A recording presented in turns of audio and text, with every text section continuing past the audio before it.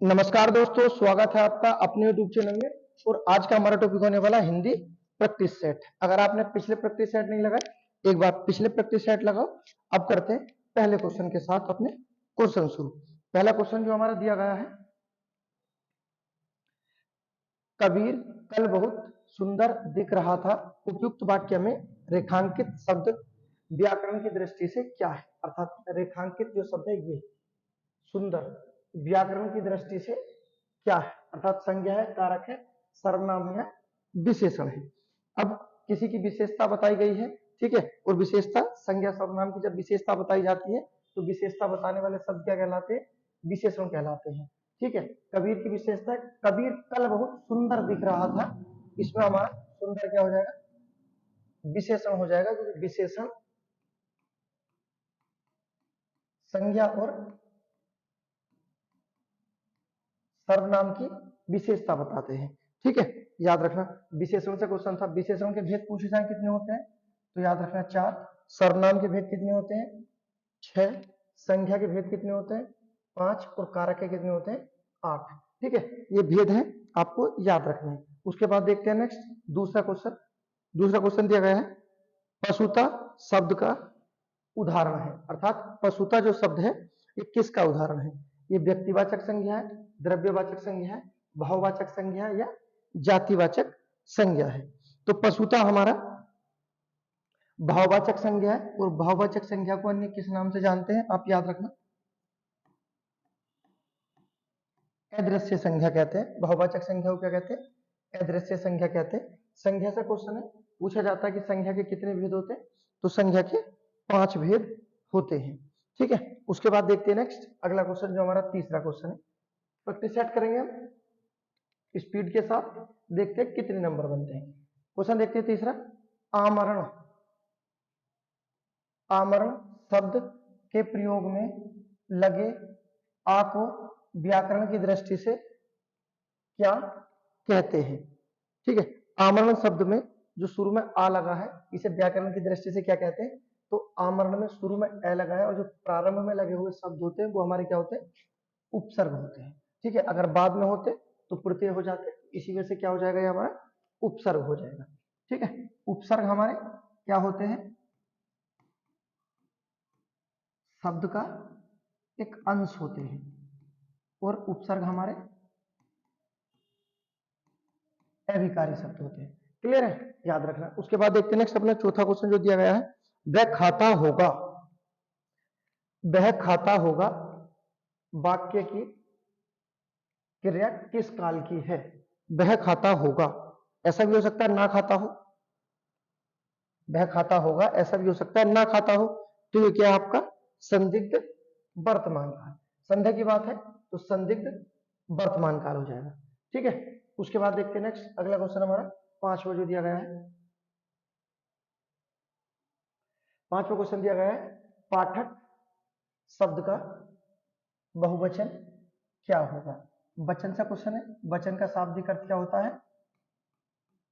संख्या, जिससे एकता और अनेकता का पता चलता है, ठीक है। वचन हिंदी में कितने प्रकार के होते हैं? हिंदी में वचन के 2 भेद होते हैं, जबकि संस्कृत में 3 भेद होते हैं। हिंदी में होते एक वचन बहुवचन, हिंदी में होते एक वचन द्विवचन और बहुवचन, ठीक है। उसके बाद देखते हैं नेक्स्ट अगला जो हमारा क्वेश्चन दिया गया है, क्वेश्चन नंबर 6।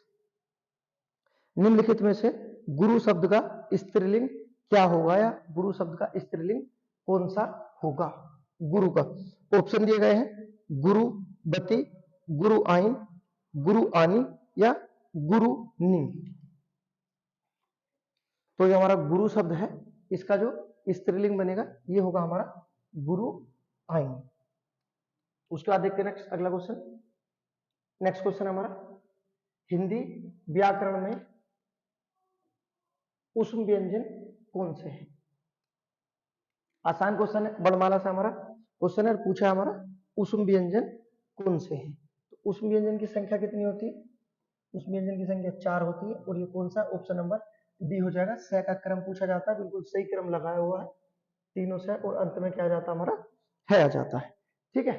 उसके बाद नेक्स्ट देखिए, अगर पूछा जाता है संस्कृत वाला से तो ये संस्कृत वाला स होता है। अगर पूछा जाए हिंदी वाला स, तो जो सपेरे वाला स होता है ये हमारा हिंदी वाला स होता है। उसके बाद नेक्स्ट जो हमारा, इसी में देख लेते एक बार, ये हमारा उष्म व्यंजन है, जबकि जो हमारा पहला वाला वर्ग है जैसे च, छ, ज और झ, ये उच्चारण की दृष्टि से हमारे कौन से वर्ग में आएगा, तो ये हमारे तालु वर्ग में आता है। जबकि त हमारा किस वर्ग में आता है, दंत वर्ग में आता है। और ट ये हमारा मूर्धा होता है, ठीक है। और जो डी है ये तो हमारे उष्म संघर्षी व्यंजन है। सभी क्या होते हैं हमारे, ये महाप्राण होते हैं। और ये जो तीनों हमारे स है ये हमारे अघोष होते हैं। और जो है होता है हमारा ये सघोष होते हैं, ठीक है। उसके बाद देखते हैं नेक्स्ट क्वेश्चन नंबर 8 जो हमारा दिया गया है। हिंदी व्याकरण में दिए गए अनुस्वार और विसर्ग। हिंदी व्याकरण में अनुस्वार और विसर्ग क्या है? स्वर है, उसके बाद व्यंजन है, या आयोगवा है, या संयुक्त व्यंजन है। तो अनुस्वार और विसर्ग जो होते हैं ये हमारे दोनों ये क्या होते हैं, आयोगवा होते हैं, ठीक है। आयोगवा के बारे में इनकी परिभाषा याद रखना। देखिए आयोगवा की परिभाषा क्या होती है जो पूछी जाती है, जो शब्द लिखने में स्वर हो और बोलने में व्यंजन हो। जो शब्द लिखने में स्वर हो और बोलने में व्यंजन हो वो क्या कहलाते हैं, आयोगवा कहलाते हैं। जैसा आप देखो ये लिखने में जो लिखे गए हैं ये हमारे स्वर के आधार पर लिखे गए, जबकि जब हम इन्हें बोलेंगे तो इन्हें क्या बोलेंगे, व्यंजन के आधार पर बोलेंगे। तो ये क्या होते हैं, जो लिखने में स्वर और बोलने में व्यंजन हो उसे हम आयोगवा कहते हैं, ठीक है। उसके बाद नेक्स्ट ये जो होता है हमारा होता है अनुस्वार, ठीक है। और ये होता है हमारा विसर्ग। तो अनुस्वार और विसर्ग यही क्वेश्चन पूछा था, क्या होते हैं, आयोगवा होते हैं। इससे अलग जो आपको याद रखना कि अगर पूछा जाए आयोगवा की उत्पत्ति किस भाषा में हुई थी, तो बताना संस्कृत भाषा में हुई थी। अर्थात आयोगवा जो होते हैं हमारे, ये जो अनुस्वार और विसर्ग है ये संस्कृत भाषा से उत्पन्न हुए हैं। आयोगवा की परिभाषा याद रखना है, ठीक है। स्वरों की परिभाषा का तो आपको पता है, ऐसे शब्द जो स्वतंत्र रूप से बोले जाए स्वर कहलाते हैं। व्यंजन की परिभाषा क्या होती है, ऐसे शब्द जो स्वरों की सहायता से बोले जाए व्यंजन होते हैं, ठीक है। तो इसी तरह से आयोगवा की परिभाषा भी याद रखना है, क्योंकि आयोगवा की परिभाषा में स्वर और व्यंजन, ठीक है, आयोगवा की परिभाषा में स्वर और व्यंजन दोनों का प्रयोग किया जाता है, ठीक है, क्योंकि ये लिखने में स्वर है, बोलने में व्यंजन है। उसके बाद देखते हैं नेक्स्ट अगला क्वेश्चन जो हमारा दिया गया है, क्वेश्चन नंबर 9। तय का उच्चारण स्थान क्या होगा? कंठ तालु मूर्धा दंत ओष्ठ के आधार पर क छ ट, कंठ तालु मूर्धा दंत ओष्ठ, तो ये क्या हो जाएगा हमारा क छ ट और त, अर्थात हमारा दंत हो जाएगा, ठीक है। उसके बाद देखते हैं नेक्स्ट, बिल्कुल आसान है। कंठ में जैसे क वर्ग आ जाएगा, कंठ होता है, ठीक है। उसके बाद क तालु हमारा 6 वर्ग में आ जाएगा। उसके बाद क छ और ट हमारा मूर्धा में आ जाएगा, जबकि त हमारा दंत हो जाएगा, ठीक है।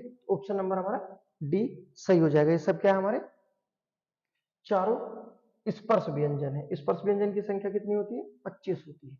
उसके बाद देखते हैं नेक्स्ट अगला क्वेश्चन जो हमारा दिया गया है, हथियाना में कौन सी क्रिया होगी? बहुत इंपॉर्टेंट है, लेकिन ऐसा नहीं है टफ होगा। अगर आपने क्लास में कर रखा होगा तो आप इसे बहुत आसानी के साथ कर दोगे। क्वेश्चन पूछा है हथियाना में कौन सी क्रिया होगी। अब देखिए क्रिया से क्वेश्चन है, क्रिया का मूल रूप क्या होता है, धातु कहलाता है। धातु के कितने भेद होते हैं, 2 भेद होते हैं। दोनों का नाम याद रखना जो पूछे जाते हैं। पहली धातु होती है यौगिक धातु, जो किसी के योग से मिलकर बनी होती है। उसके बाद दूसरी होती है मूल धातु, जो स्पष्ट रूप से जैसी थी उसी कंडीशन में होती है। लेकिन हमारा क्वेश्चन क्या है, हथियाना में कौन सी क्रिया होगी। अब आपको याद रखना कि हथियाना में कौन सी क्रिया होगी, जो क्रिया संज्ञा, संज्ञा सर्वनाम और विशेषण से बनती है। जो क्रिया संज्ञा सर्वनाम और विशेषण से बनती है उस क्रिया को हम क्या कहते हैं, नाम धातु क्रिया कहते हैं। क्योंकि ये हथियाना जो बना है ये हाथ से बना है। हाथ हमारा संज्ञा है और हाथ से बनी क्रिया क्या हथियाना, अगर इसकी जगह लात होता तो बन जाता लतियाना। ठीक है, तो ये परिभाषा याद रखना कि नाम धातु क्रिया क्या होती है, जो क्रिया संज्ञा सर्वनाम और विशेषण से बनती है उसे नाम धातु क्रिया कहते हैं। संयुक्त क्रिया तो आसान है, जो दो संयुक्त रूप से बनती है संयुक्त क्रिया कहलाती है।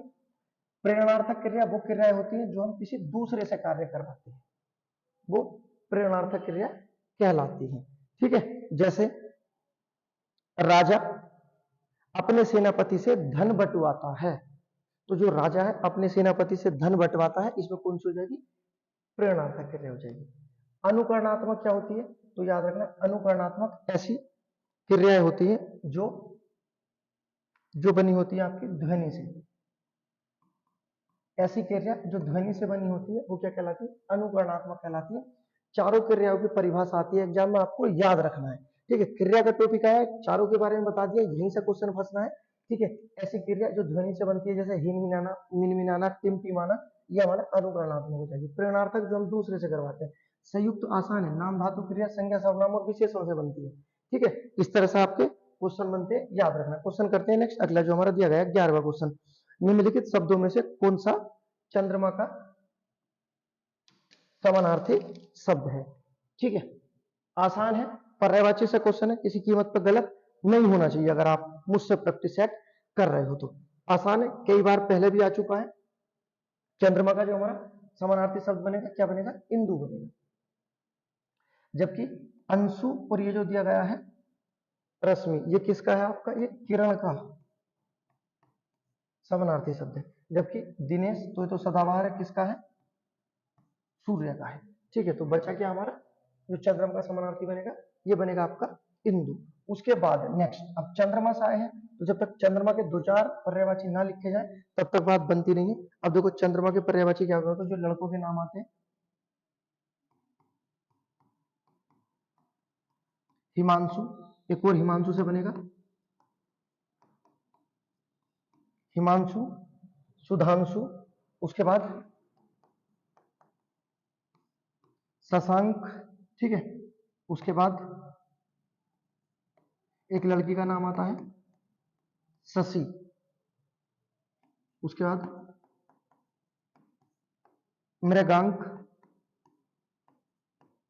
निशापति, निशा होता है रात का और रात में चमकता है तो बना निशापति। उसके बाद नेक्स्ट अगला हो जाएगा, निशा से ही बनेगा निशा नाथ। उसके बाद बनेगा रजनीचर,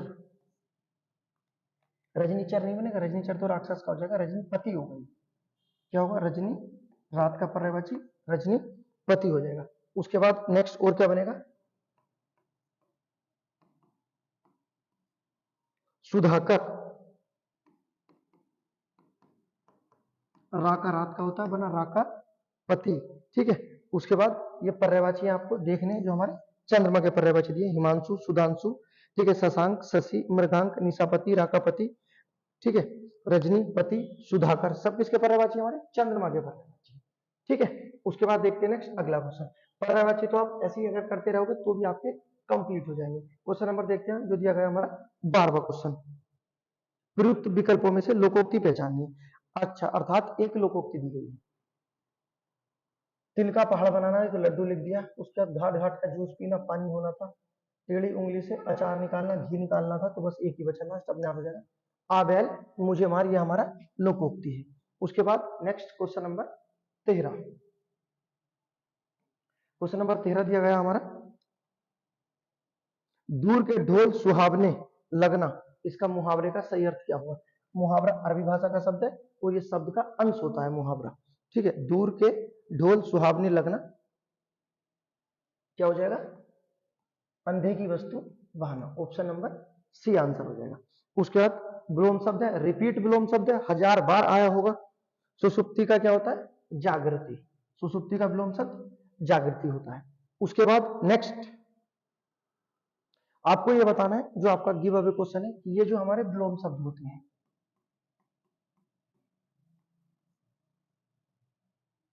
जो विलोम शब्द होते हैं ये हमारे हिंदी के किस वर्ग में रखे जाते हैं, विलोम शब्द हिंदी के किस वर्ग में रखे जाते हैं, ये आपका क्वेश्चन है। आप पढ़ते पढ़ते इतने बड़े हो गए, विलोम शब्द जो हमारे पर्यायवाची होते हैं, ठीक है, या तत्सम तद्भव। तो ये आपको बताना है कि जो हमारे विलोम शब्द होते हैं किस वर्ग के अंतर्गत आते हैं, ठीक है। उसके बाद देखते हैं नेक्स्ट अगला क्वेश्चन, एक गिव अवे पूछेंगे लास्ट में। उसके बाद देखते हैं दूसरा क्वेश्चन जो हमारा दिया गया है, क्वेश्चन नंबर 15। क्वेश्चन नंबर 15 दिया गया हमारा, दिए गए रेखांकित अक्षर वाले शब्द का विपरीत। अच्छा, इसमें विलोम शब्द भी पूछ लिया। विपरीतार्थी का मतलब विलोम शब्द भी होता है जो इसमें दिया गया है। विपरीतार्थी, अनुकूल का क्या होगा? अनुकूल का होगा प्रतिकूल, बिल्कुल विलोम शब्द खत्म। उसके बाद जो दिया गया है, बलराम का पर्यायवाची क्या होगा? बलराम का पर्यायवाची क्या होगा? बलराम के अन्य पर्यायवाची में बलराम होता है,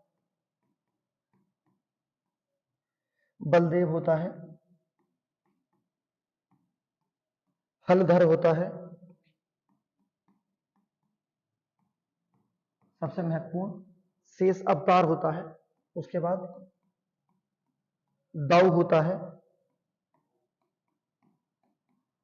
सीरी होता है। ये सब किसके पर्यायवाची है? ये हमारे बलराम के हैं, ठीक है। जो होगा बलभद्र, ये किसका पर्यायवाची है? बलराम का, याद रखना। बलभद्र, बलदेव, हलधर, शेष अवतार, दाऊ और सीरी सब किसके पर्यायवाची है? बलराम के पर्यायवाची है। उसके बाद देखते हैं next question number 17। Question number 17 दिया गया है, दिए गए वाक्य में एक शब्द रेखांकित है, उस शब्द में प्रयुक्त उपसर्ग किस कोटि का है? चिन्हित कीजिए, ठीक है। विद्यालय का उप प्रधानाचार्य जिम्मेदार व्यक्ति है।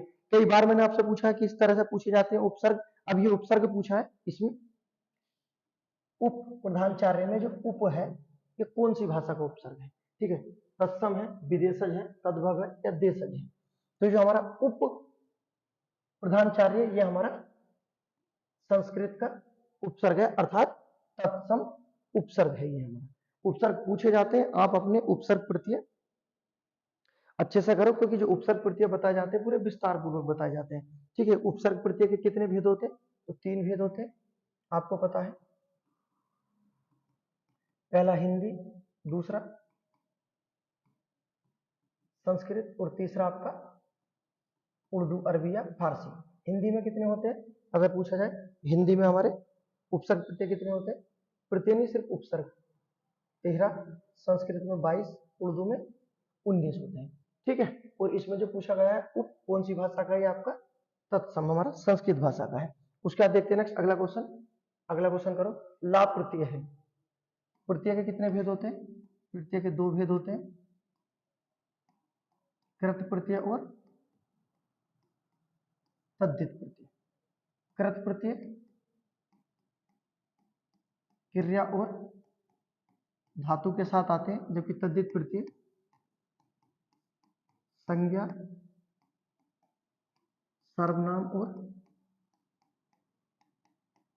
विशेषण के साथ आते हैं, ठीक है। तो याद रखना, इसमें पूछा ला प्रत्यय, अब आप कैसे बताओगे?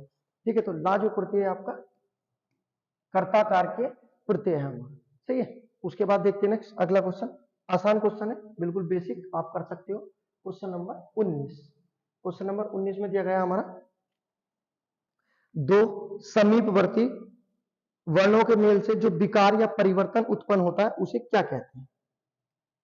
देखिए, दो समीपवर्ती वर्णों के मेल से, ठीक है, जो विकार उत्पन्न होता है, वर्णों के मेल से जो विकार उत्पन्न होता है वो संधि कहलाता है, ठीक है। उसके बाद अगर हो जाता दो शब्दों के, क्वेश्चन होता दो समीपवर्ती शब्दों के मेल से जो विकार उत्पन्न होता है, अगर इसके शब्द होता तो समास हो जाता, लेकिन यहाँ हमारा वर्ण लिखा है, इसी कारण हमारा क्या हो जाएगा? संधि हो जाएगा, सही है। उसके बाद नेक्स्ट क्वेश्चन नंबर 20, अन्वेषण का शुद्ध संधि विच्छेद क्या होगा? अन्वेषण अर्थात अन्वेषण, संधि कौन सी होती है अन्वेषण? तो संधि हो जाएगी हमारी यण संधि, ठीक है। संधि के कितने भेद होते हैं? संधि के हमारे 3 भेद होते हैं। पहला आपका स्वर संधि, व्यंजन संधि और विसर्ग संधि। स्वर संधि के कितने भेद होते हैं? 5 भेद होते हैं, आपको याद रखना। 5 भेद कौन कौन से? पहला दीर्घ संधि हो गई, यण संधि, अयादि, गुण और वृद्धि। ठीक है, इसमें जो हमारा अन्वेषण है, संधि कौन सी है? यण संधि है। और टूटेगा किसमें? अनुधन एषण, अर्थात ऑप्शन नंबर डी हमारा आंसर हो जाएगा। उसके बाद नेक्स्ट अगला क्वेश्चन भी हमारा संधि से है, क्वेश्चन नंबर 21। उत धन ज्वेल, संधि से बनने वाला शब्द क्या होगा? ठीक है, तो ये हो जाएगा हमारा उज्ज्वल, शुद्ध वर्तनी में भी आता है। और संधि कौन सी हो जाएगी हमारी? व्यंजन संधि हो जाएगी। ठीक है, उसके बाद देखते हैं नेक्स्ट अगला क्वेश्चन हमारा दिया गया है, क्वेश्चन दिया गया हमारा वर्तनी से क्वेश्चन है। शुद्ध वर्तनी का चयन कीजिए, कवित्री पहचानना है कि कवित्री शुद्ध वर्तनी में किस आधार से लिखा जाता है। पहला ऑप्शन दिया गया है कवियत्री, दूसरा कवित्री, कवियत्री या कवित्री। चारों ऑप्शन आपको बताना है शुद्ध रूप। तो कवित्री का जो शुद्ध रूप होगा ऑप्शन नंबर डी हो जाएगा हमारा। कवि नहीं होता, कवित्री होता है। ठीक है, याद रखना, ऑप्शन नंबर डी हमारा आंसर हो जाएगा। उसके बाद देखते हैं नेक्स्ट अगला 23 क्वेश्चन का। इसमें भी आपको अशुद्ध बताना है। ठीक है, अशुद्ध वर्तनी का चयन कीजिए। पहले में शुद्ध था, दूसरे में अशुद्ध है। ठीक है, वर्तनी बहुत महत्वपूर्ण टॉपिक होता है। अगर किसी एग्जाम में 10 नंबर की भी हिंदी है तो उसमें 1 या 2 नंबर की वर्तनी जरूर आती है। ठीक है, वर्तनी से क्वेश्चन बनते हैं, वर्णमाला से क्वेश्चन बनते हैं। सही है, इसमें दिया गया है हमारा अशुद्ध वर्तनी बतानी है, साधु, शून्य, सांसारिक या हस्तक्षेप। तो इसमें जो हमारा गलत है ऑप्शन नंबर डी हमारा गलत है, हस्तक्षेप गलत होता है। तो शुद्ध रूप क्या होता है? हस्तक्षेप होता है। जो ता बना हुआ है ये नहीं होता, अर्थात हस्तक्षेप होता है, ना कि हस्तक्षेप होता है। उसके बाद नेक्स्ट इस अलग की जो आपको चीजें याद रखनी है, देखिए इसमें लिखा हुआ है, जैसे लिखा सांसारिक, जिस शब्द के अंत में इक प्रत्यय आता है, कौन सा? इक प्रत्यय आता है। ठीक है, तो उसका बनने वाला पहला वाला शब्द बड़ा बन जाता है। जैसे इसमें सांसारिक में सा बड़ा हो गया। उसके बाद जैसा हम एक शब्द लिख देते हैं, देखिए यहां पर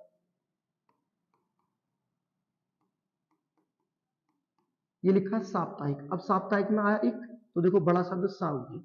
ठीक है, इसी तरह से और शब्द लिख सकते हो आप, जैसे प्रामाणिक। अब लास्ट में इक आया तो बड़ा वाला प्रा बन गया। ठीक है, तो आपको ये याद रखना है कि जिस शब्द के अंत में इक प्रत्यय आता है तो उस शब्द का पहला वाला शब्द क्या होता है? बड़ा बन जाता है। सही है, उसके बाद साधु, शून्य, हस्तक्षेप, सांसारिक, ये आपके सब समझ में आ गया। ऑप्शन नंबर हमारा डी था, आंसर ये था, है ना, क्योंकि इसमें क्या होता है? हस्तक्षेप नहीं होता, सिर्फ हस्तक्षेप होता है। अगला क्वेश्चन दिया गया हमारा क्वेश्चन नंबर 24। समूहार्थक शब्द का चयन कीजिए, अर्थात ऐसा शब्द जो समूह बनाता है। बहुत आसान है, ऐसा शब्द जो समूह बनाता है आप बता सकते हो। कौन सा शब्द है जो हमारा समूह बनाएगा?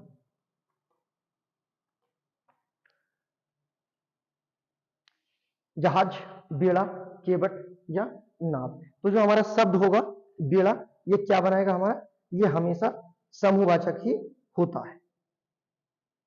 ठीक है, उसके बाद इसका आंसर क्या हो जाएगा हमारा? बेड़ा। ठीक है, उसके बाद आज का जो हमारा गिव अवे क्वेश्चन होगा, ये क्वेश्चन होगा आपका